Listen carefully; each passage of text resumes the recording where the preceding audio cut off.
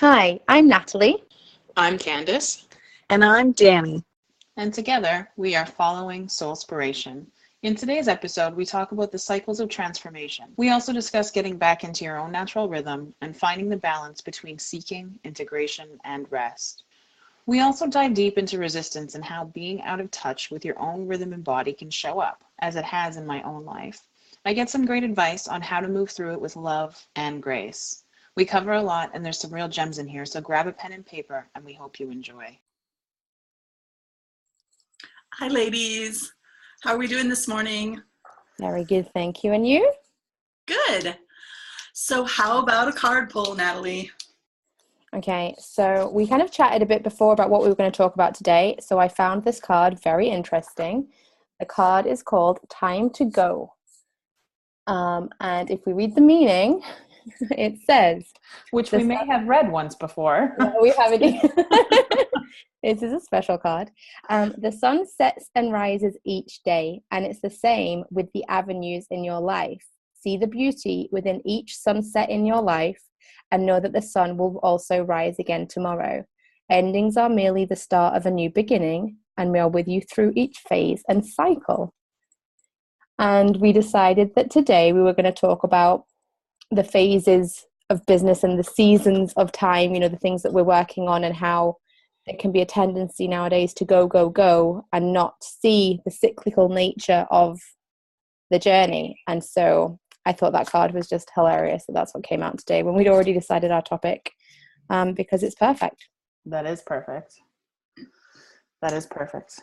Yeah, one thing you should know about Natalie is she always pulls the perfect card.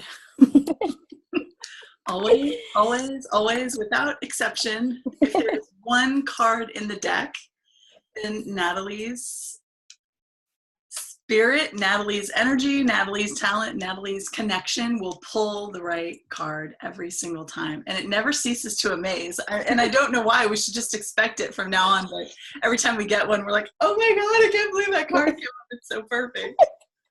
I know, I did the same when it came out. I was like, oh my goodness. I was like, oh, of course. Oh, I love that so much. And so, yeah, we thought we would talk about kind of just change cycles and how there is a season for everything. And I thought maybe for kind of an intro, I would just share the one that we learn in coaching, in life coaching training, right? Is there's this, it's a chart with basically 4 sections, and you start with like death and rebirth. So these are big life changes, these are big revelations, these are big things that happen, and there's like a grieving period and kind of a time for self-care, time for reflection, time for these kinds of things. And then it's dreaming and scheming. So stage 2 is dreaming and scheming, and you're coming out of stage 1 of that grief and that loss and that letting go and everything when you start wanting to make changes and you start getting creative ideas and you start these things. So you start dreaming and scheming about what do you really want and how you're going to get there, and you start playing with those things. And then the third part is the hero's saga. So we're all familiar with this kind of thing, whether it's in the archetypes or the mythology or anything, right? The hero saga. So the hero sets out on a journey, and there are all these obstacles and things that come up, and that the hero has to go through to get to stage 4, which is promised land. And promised land is like, oh, everything is like in alignment, glorious. And so a couple of things. Number one, with stage 4, you always know a new stage 1 is coming, because that is the cycle. It doesn't ever end. And another thing with the cycles are you can be in stage 2 in your business, and you can be in stage 4 with your primary relationship, or you can be in different stages with different relationships and in different parts of your life, which is really kind of interesting. And then the kind of coaching that you need, the kind of moves that you want to make, the kind of activities that you want to be focused on doing are different kind of for each phase. And so I think they work for kind of this overarching thing, but they almost are like in any one day. Sometimes don't you have those days where you still feel like you're going through all 4 of those stages, like in the course of 24 hours? Sometimes within 1 hour.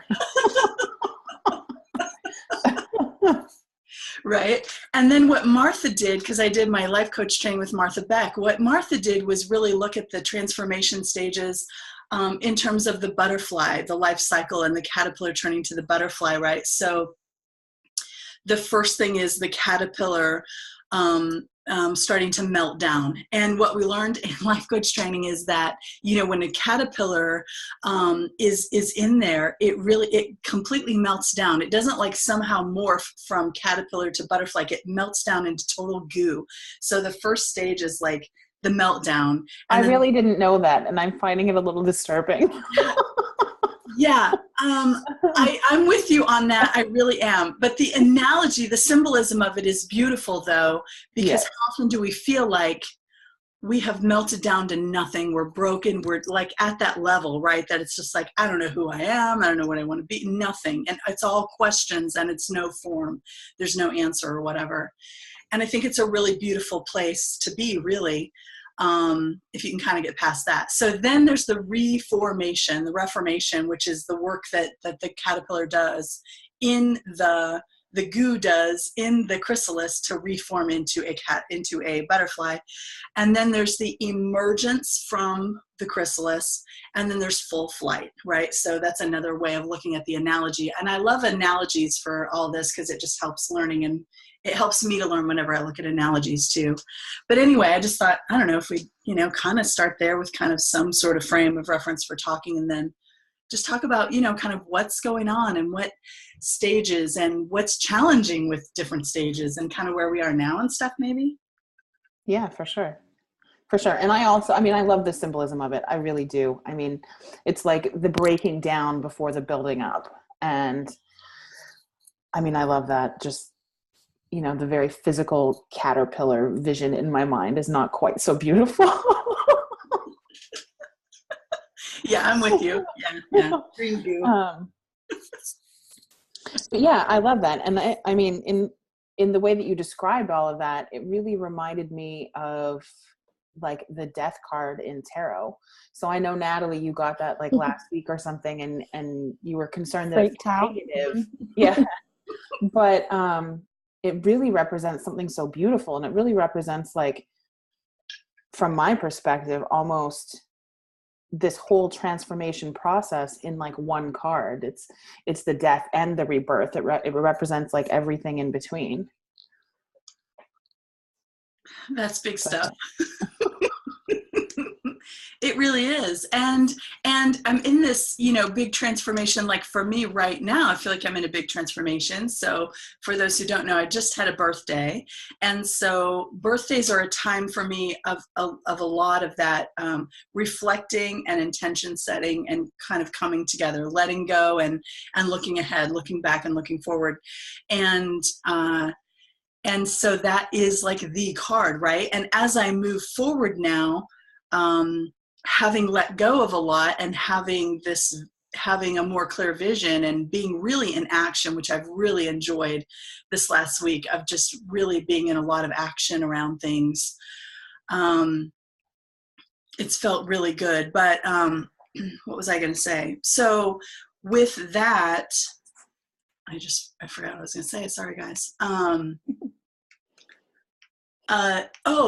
The death and rebirth, I'm noticing that it happens in moments where I have a thought and I recognize it as, oh, that's the past story. That's the old me. That's the old thought. That's the habit. And letting it die and not giving it that attention and turning my attention through the power of my intention and the power of my focus to the new thought, which is, oh, look at that. The old is dying. And that's like all it takes. Because then the new thought is like, well, what's now possible? Like it takes over automatically. So I'm almost seeing death and rebirth. I can see in moments and with the application of every single thought that I have. And is it something I want to fan the flames of, or is it something I want to let go of and, let die and give birth to something new? I love that. That's beautiful.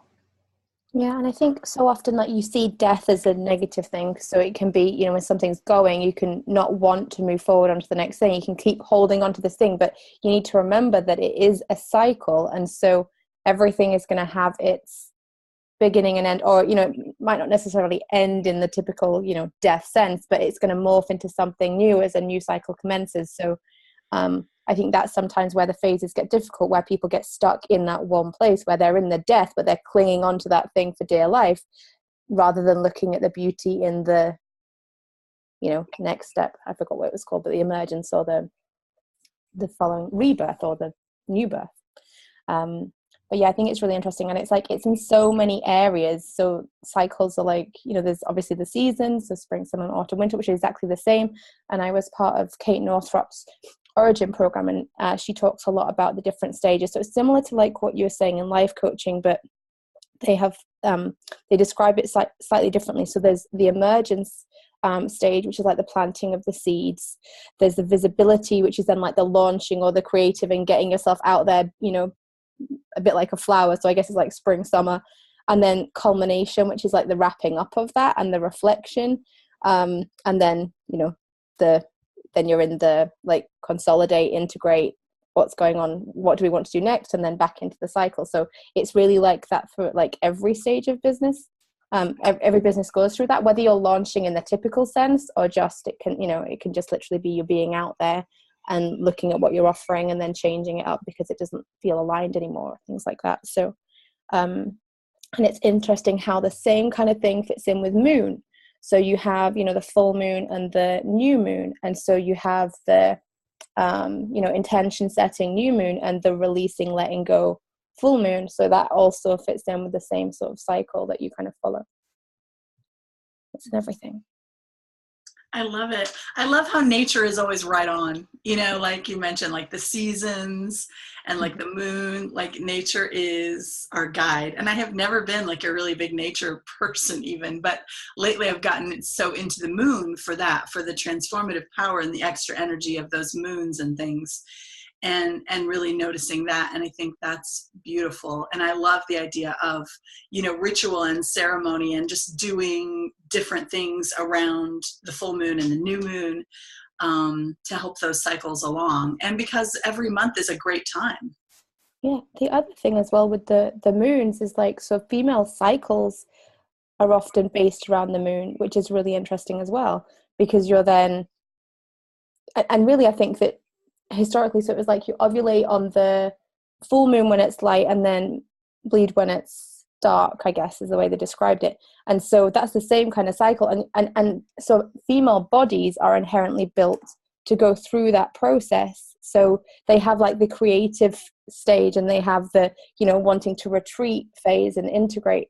So I think that's a really interesting thing, because women, you know, we just live life and do business exactly the same, forgetting that even we're built hormonally, is that a word, to go through these cycles and to do the different things month on month, but we tend to forget it. And actually, you know, a lot of people are on, you know, contraception that suppresses those hormones, so it suppresses our natural, you know, journey through that cycle, which is interesting as well, because we just want to feel the same every day and not experience like that cycle. We just want to be this consistent thing. It's again like resisting the cycle of it, not wanting that to be the case, rather than seeing it as the beautiful thing that it is. And that, I mean, we had conversations about that previously, and how that's even reflected in family structure and marriage. And, you know, is there a cycle and a season for relationships versus a lifetime marriage? And in, you know, in what you're saying, it's similar in the way that like we are raised to believe that things are supposed to be a certain way, and we're supposed to feel good every day. And as a wife and a mother and a friend and a sister and, you know, a daughter, you're just supposed to be steady. You're supposed to be a workhorse. You're supposed to keep it together. And so there isn't a lot of space that we give ourselves to have that full cycle. It's no, I just need to push through. I just need to push through. I just need to push through. And I think not only in our daily lives, but just in our emotional and spiritual lives. Like I think as a rule, most women don't give themselves the opportunity in the space to really go through each stage, to go through each cycle. Absolutely. And I think we honor other things above our own needs and above our own intuition, above our own cycle, above our own nature. And I think that you're right, Candace. And I think that there's a point there too that you're already pointing at, which is it can be even worse on the spiritual journey, because it becomes like, well, if you're not high vibe all the time, then you're doing something wrong, right? So it's that there's something wrong with you.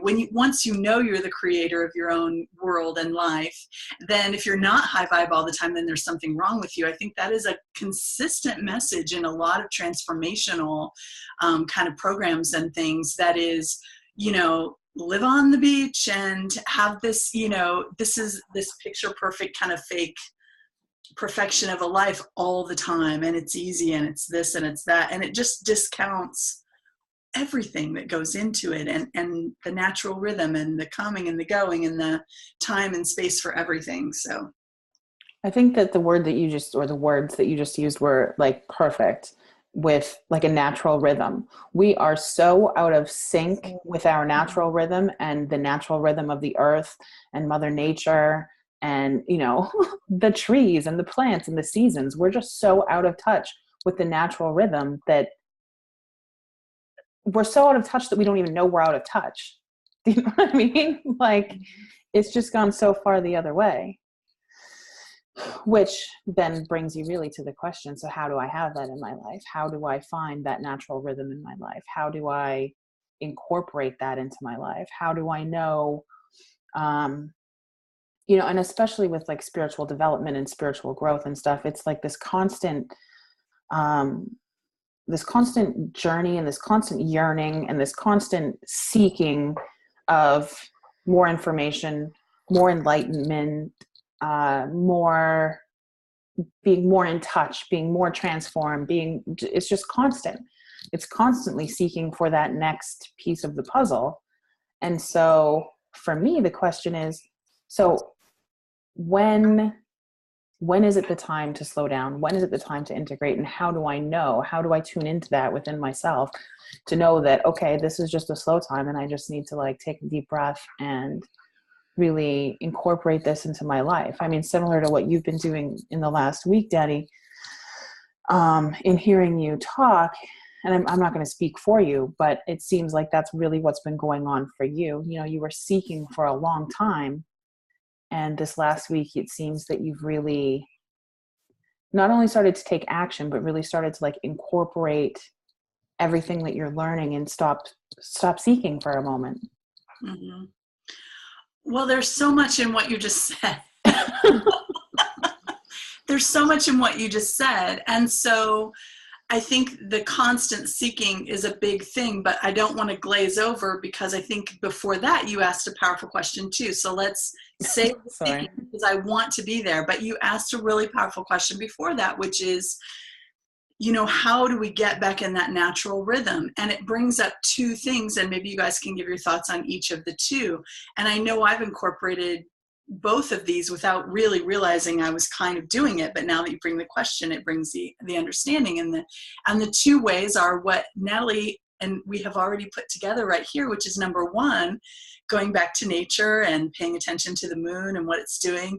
And then number two, going into our own bodies and listening to our own bodies and intention and intuition and feeling in our own bodies, being connected again to our own bodies and following that and having that sense where I'm tired today, I'm going to honor that, things like that. So the two ways, I think, the two pathways to get back into that natural rhythm are from nature and from our own bodies.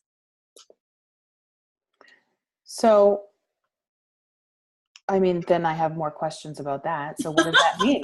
What does that look like to connect back to like the moon cycles? So I know something that you mentioned, Danny, is setting intentions and releasing on new moons and full moons.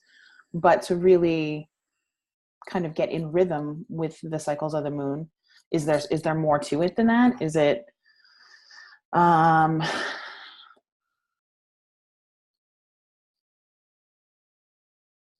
is it more than those, two? I mean, it's probably more than 2 days out of the month that you actually focus on that. But what happens in the middle? What happens in between? Mm-hmm. Well, I think that it's just a combination of going back and forth between nature and between your own body. And it can be spending more time in nature, which is what I did, over the couple of days for the retreat in the log cabin out in the woods, and just reconnecting. And like we were saying earlier, recognizing that nature has 4 seasons and your favorite flower does not bloom all year long. Right. So I just think that it's kind of starting with an awareness. And I think that it is different for all people. But I know for me, like I have a call to be in nature so much. And being a person who lives in the suburbs and, has 4 lanes of traffic out in front of my house, every day. But I also have a huge oak tree in my front yard. So it's just, it can just be connecting in that awareness of how nature works and to appreciate the beauty and to draw parallels to my own life, some more. I don't know, Natalie, have any thoughts on that? I don't have the answer, but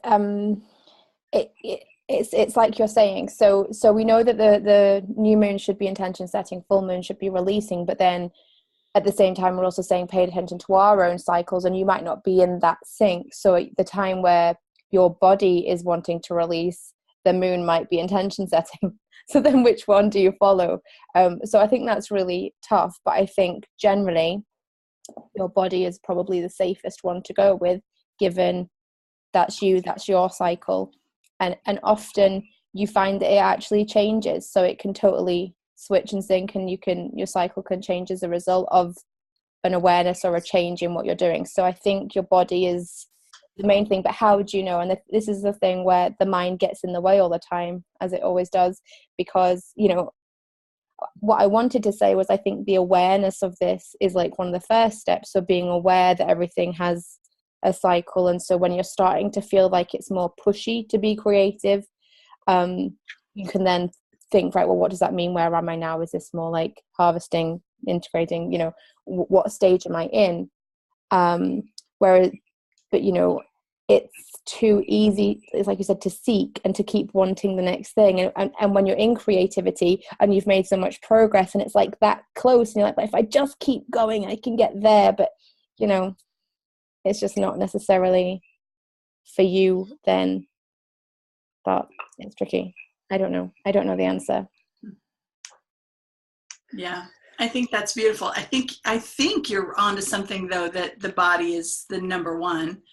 It's the number one go-to. I think balancing. Sorry, I was just saying, it's balancing the feeling versus the wanting. So how do you tell? Yeah. And I think you're pulling us beautifully into that big, powerful second question that Candace had, which was the seeking, which is something that we started to touch on, which is this, like, so we know ourselves as seekers, right? We know ourselves as these growth oriented, always the next thing, always in a constant state of evolution and growth. And it can be exhausting, and it can also be that pull, or even maybe we push sometimes to keep going. And some of the problems with it are just that, number one, we don't give ourselves credit for how far we've come. We don't always appreciate the present moment and where we are, because we're always looking at the next thing. And so it kind of has this connotation of the present moment and where we are not being good enough. Right. Because there's always more, and because we see that, I think that's a huge topic that's fascinating. It is fascinating, and it is a huge topic that might be an episode all on its own. I think it is, and I think since it still wants to come up really badly, I feel like right now.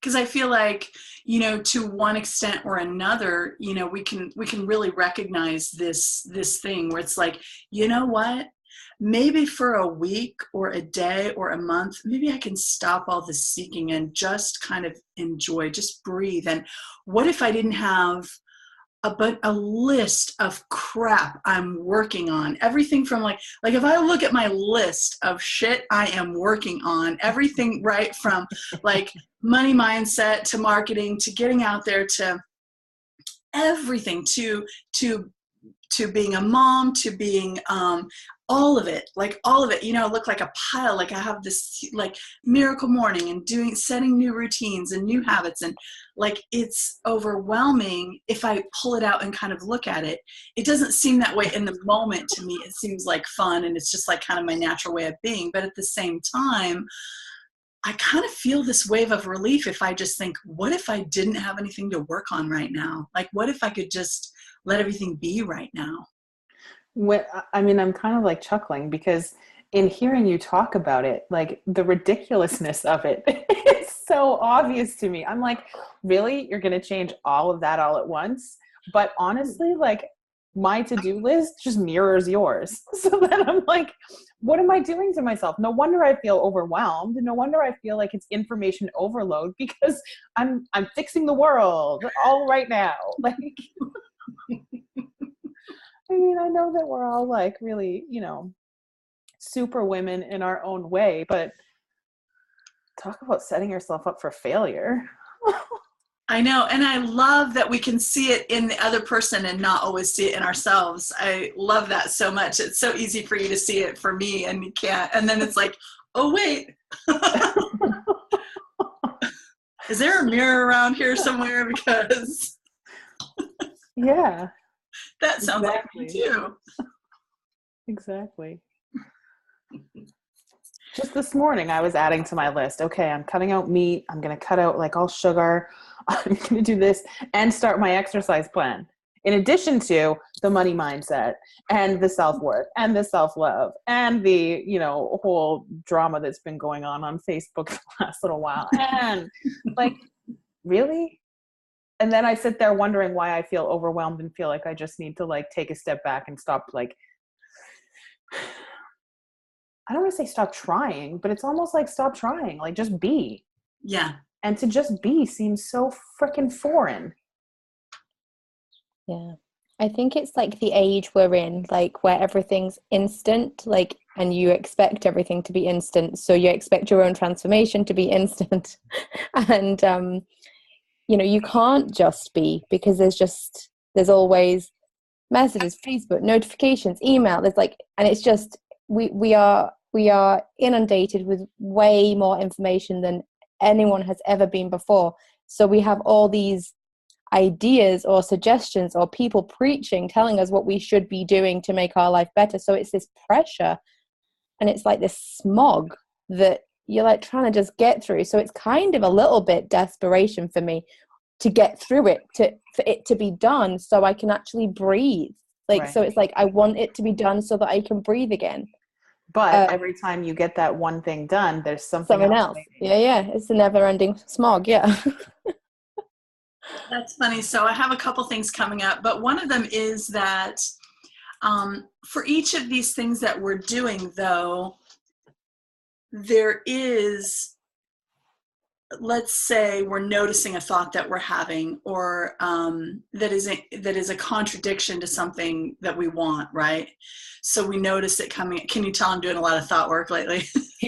So we know. So we notice the thought, and then we question it, or we defy it, or we decide not to put our attention there, right? Like whatever tool we apply to it, that I'm speaking for myself, like in transformation. So there's a lot of things you can do when you notice you're having a thought that doesn't serve you, right? So you do one of those things, but here's the thing. It is work to kind of notice and to feel that like conscious choice to flip it around. But there's also relief immediately that says, oh, I don't have to believe that thought, or I don't have to think that thought anymore. I don't have to take that on anymore. There's a sigh of relief right there. So if we're doing this work so often, there is a reward immediately that actually lightens the load. And then, of course, eventually our new way of thinking is just forever changed. We get to that tipping point where we've questioned enough thoughts and practiced enough, where then this is just our new way of being, and then it becomes easy and it becomes our go-to thought more often than not.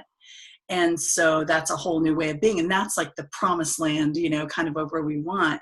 But it can sound like a lot of work and everything, but if we're kind of appreciating it in the moment, we can get some relief and see the benefit and not have it seem so much like work. Go ahead if anyone has anything to say on that. I'm kind of just processing what you said, because like logically I fully understand what you're saying, but there's a part of me that is like resisting what you're saying. That's not true, Danny. It's hard. It's hard work. I don't know if it's that. Give me a minute to think on it, and then. I think if I think I understand what you're saying, then I think that I agree. But because I've had that before in coaching with Danny, where like I'm a very verbal processor, so I'll be talking about things and we'll go through, and then all of a sudden she'll shine a light on something that I go, oh yes, and all of a sudden that's gone, and I do feel it lifted. Like I do feel that's that piece gone. So I do agree that can be easy, but then often. Now I'm going back into my thinking processing stage. Have you got something, Candice? Yeah, we'll just tag team in our thoughts. I think the part that I'm resisting to is that in the way that you were talking, it's like if you do the work and you change the thoughts, then there's the relief. And there is, I totally agree. But I think the disconnect for me is in the sheer amount of change that I'm trying to institute at one time. And so while I agree with what you're saying, and it's true, I mean, once you get it or you change the thought, or even sometimes just awareness, like Natalie was saying about a situation, and it can just be like, oh, that's better. And then it's gone, unless you bring it back in. But there's just always so much. And I think that plays back to not living in the moment and not appreciating for the moment, and to always continually be the seeking. So it's like, how do you find a balance between growth and transformation and keeping yourself moving forward without it being so overwhelming, without it being so much, without it being, a list 15 deep with I'm doing this and I'm doing this and I'm doing this and I'm doing this. And then when you don't follow through on all of them, then it feels like failure. So then you push harder. So then I'm even less likely to follow my natural rhythm and take the time off, because I know at that point I've been pushing myself so hard that if I actually give into that, I'm going to be like watching trashy TV on the couch for like a month straight. Yeah. Yeah. Well, I think that's such good awareness and good self-awareness. And there's no substitute for that. But just knowing that you do that, like that's the deal right there. And you're, and choosing to take all that on. And there has to be like, you have to take into account what you have going on in your life right now. Like we all do, but come on, Candice, like how many things do you really want to pile on there? And even I know like with my own journey, I am so anxious to find a solution to this extra weight that I'm carrying around, right? And Spirit keeps telling me, quit pushing, because like these are times of such amazing change, and food is your one comfort. You don't need to tackle this at the same moment you're climbing these other 3 mountains. It is not the right moment. It is not the right season. And if you will wait until this driving need and compulsion to have it just right now, that this time in your life where you need it so badly, if you'll just wait till this passes just a little bit, you'll have the space and you'll have the creativity and you'll have the inspiration and for the way that it can be easy. But right now it can't be, right? So we go back to how do you know that? And that's like listening to that intuition and being with our body. How does it feel in the body? How does it feel in the body to think about giving up meat? Does it feel hard or does it feel amazing? And if it feels amazing, go with that one. And like the next thing on the list, how's it feeling? Like keep consulting the body, keep consulting the intuition and things, maybe. Well, I mean, sorry, go ahead, Natalie. I was just going to say, I agree. It's kind of like the amount that you push. So it's like, does this feel like a massive resistance when I'm trying to do it? Or does it feel like I'm pushing against a big force? And I think whenever you're pushing against a force, it isn't the right time, because although not everything in life is always going to be easy, paying attention to that will help. I think will help you focus on the things that you should be focusing on, because you will drain a ton of energy. If you're trying to push this massive boulder up a hill, you're not going to have the energy to get to the top. So it's like it's the universe's way of telling you, or your body's way of telling you, however you look at it, that's not where to focus your energy right now. And it doesn't mean that you're not going to achieve the things you want to achieve, but it just means that actually it's not the thing right now, because at the right time, quitting meat will feel really, really good. I don't know if it feels good or bad to you, but at the right time, it will feel really good. Well, for me, I mean, just like Danny is saying, like her guidance was, now is not the time to cut out food as your comfort. Spirit saying to me, like, forget everything else and focus on your health. Like, that's my message all the time. And I'm resisting it because no, it doesn't really feel good to give up meat. And it's not that like I love eating meat and I'm going to miss it. It's not even that. It's just learning a whole new way of cooking and cooking for a family that's still going to be eating meat, and just like the enormous workload, I guess, that comes with that, of making 2 meals and like just the whole thing. So it's just, and I don't like to exercise. So there's that. But I mean, that's really the guidance that I've been given for months now, like a lot of months. That the rest of it will fall into place once I put my health first, once I, clear my body. And I'm just resisting it, and I'm focusing my energy everywhere else. I think there could be truth in that. So there could be truth in the fact that that things would get better once you sorted your health. However, the fact that you're resisting it, that truth can remain, but the fact that you're resisting it could mean that you're not ready.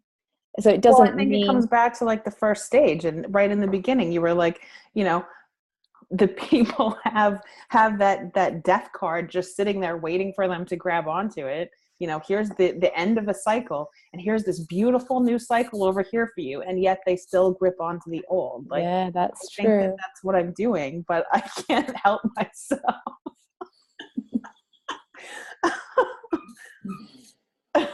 I really, I think there will be people who disagree with this, but I really do believe, I don't believe that everything is going to be easy, but I believe that when it is time to work on a particular area, we're going to be feeling very inspired about it. We're going to be pulling in these resources and these people to support and to help.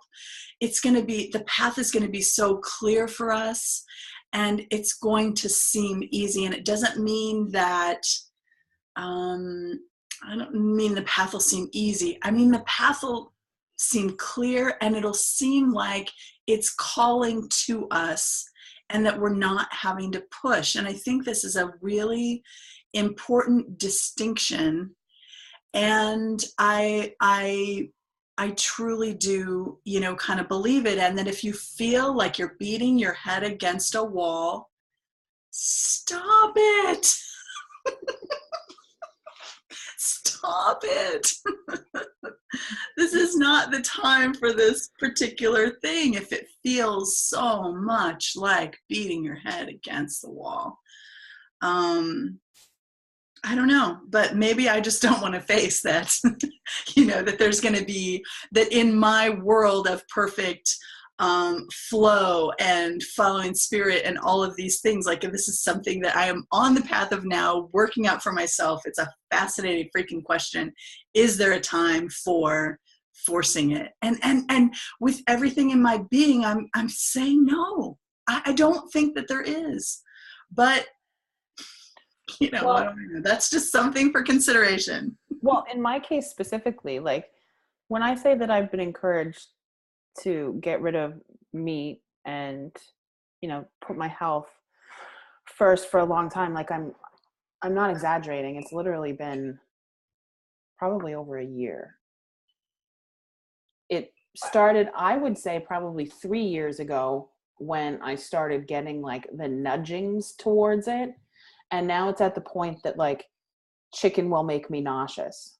I will still eat it because when you go to dinner, like there's a lot of restaurants that don't have like very good vegetarian options or whatever. So I'm like, well, I'll just get the chicken, whatever. And then I eat it and it literally makes me nauseous to eat chicken. So spirit, from my perspective, is trying really hard to push me over the ledge. Yeah. I'm still like, no, I'm not jumping. So, I mean, just in response to what you were saying about it being easy, like, I feel like spirit is trying to make it easy. Yeah. Like, I have come across resources and I have been made to feel sick when I'm eating chicken or pork or, any of these things. And I'm still resisting. Mm-hmm. So why do you think that is? What would it mean if you took care of your health?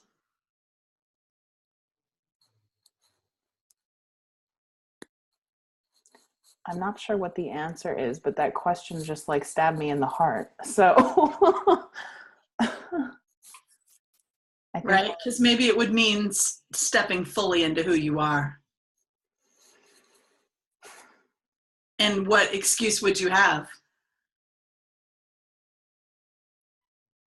God damn it.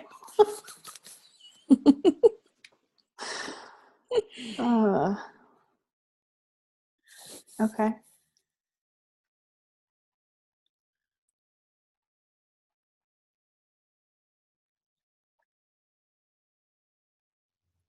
Sending huge hugs right now. There you have it. Yeah. I think you were psychic or something.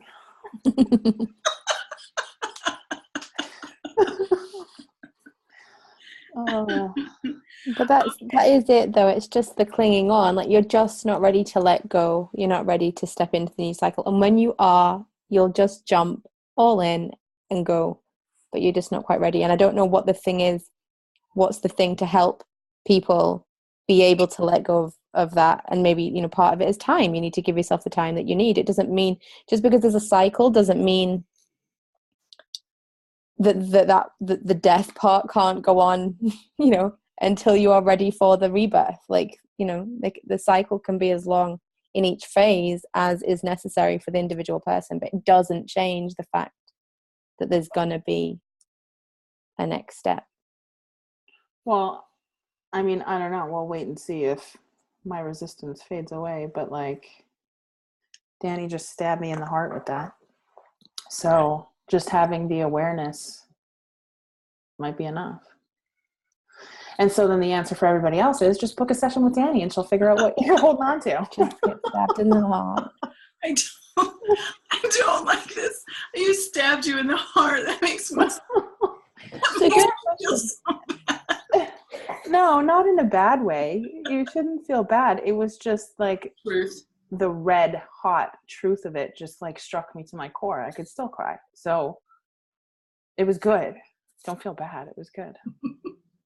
I think one of those transformative moments that are very hard, because to feel the feelings and to feel the fear and to feel all of those things that nobody likes to feel is hard. But Yes. once I process those feelings and release it, there's, so much lightness and so much relief on the other side of it. There is so much. I can totally feel that. And I can also feel the other part that you're coming in now. And I think part of everything is just giving ourselves so much grace and not beating ourselves up for being human and resisting a message from spirit that we're not ready to fully embrace yet. And we stop pushing against it, stop making ourselves wrong, stop criticizing ourselves for not, in your case, not giving up meat, in my case, for not giving up. God, I'm so far. I'm like, I got to stop by giving up my freaking McDonald's. There's levels, but it's not beating ourselves up for those things. It's practicing really so much acceptance and giving ourselves grace that I feel like is the real thing that really dissolves some of this stuff so much. Because it's like the fighting against that makes it so much worse. And it's the making ourselves wrong and not giving ourselves grace that just exacerbates the challenge and the problem. Sure. So just loving yourself right where you are. And I made a little note earlier to kind of shift gears a little bit, you guys. I made a little note earlier when we're talking about just the overwhelm of information coming in, and especially being in kind of the transformational space, and each one of us being kind of those seekers and being in this continual growth thing. We get bombarded, whether it's the ads or the everything, people in our lives who do it. Like, we're getting these messages all the time about, the next big thing and all that. And there's definitely a space for coaching. There's a space for information. There's a time for pulling in resources and seeking to understand things that we don't and everything. And there's also a time to shut all of that out and just go within and know that we have the answers that we need. And sometimes even those answers will point us to go grab a resource or something. But primarily, what I think would benefit a lot of people, a lot of times in that overwhelm sense, is just to kind of shut down those external inputs for a little while. And whether it's to go to the woods or whether it's to turn off our phone for certain hours of the day, our phone and our computer and everything, or it's just to agree maybe not to buy a course, for a week or a month or like something like that. Like, what the one more thing that's going to save us, the one more thing that's the holy grail that we really need to know that'll make our problems disappear or whatever, or make something easier or whatever. And I've been getting a lot of that lately. Like, I love resources and I love learning and I do Google searches all the time and pull in things, but I think there's also that time, just like there's time for standing still, there's that time to just go within and block out all the other excessive noise, because you realize you know better than anyone else, really. You, and in your alignment, you in your connection with spirit, literally have all the answers. Totally agree. I love that. Before you even finished, I was like, yes, go within. And then you said the words, go within. Yes. Yeah, I love that. Shut the doors, shut the windows, and just give yourself some time. And it's sort of a bit like the phase we're talking about, the retreat, just you have to build space in your life for that. I think that's the place that I'm at right now, is I just need to shut out everything because it's information overload. Mm-hmm. For sure. Yeah, I think it can be a huge relief to just think, I don't have to listen to anybody but myself for a little while. Go in with meditation, just go in with introspection, go in with whatever. And even just like, living and going through life and going through everything, just only consulting yourself and not always consulting, the group or the expert or the more information or the whatever. I like that. Are we reaching a natural conclusion here? Does anybody have anything else that they want to bring up or comment on? No, not for me. I'm still just like reeling over here. So Little time to process and integrate. yeah, exactly. Natalie? No, I'm good. Okay, beautiful. Then we'll just sign off for today then. All right. Well, thank you, girls. Thank you for that eye-opening conversation. Thank you. I love you both. Love you.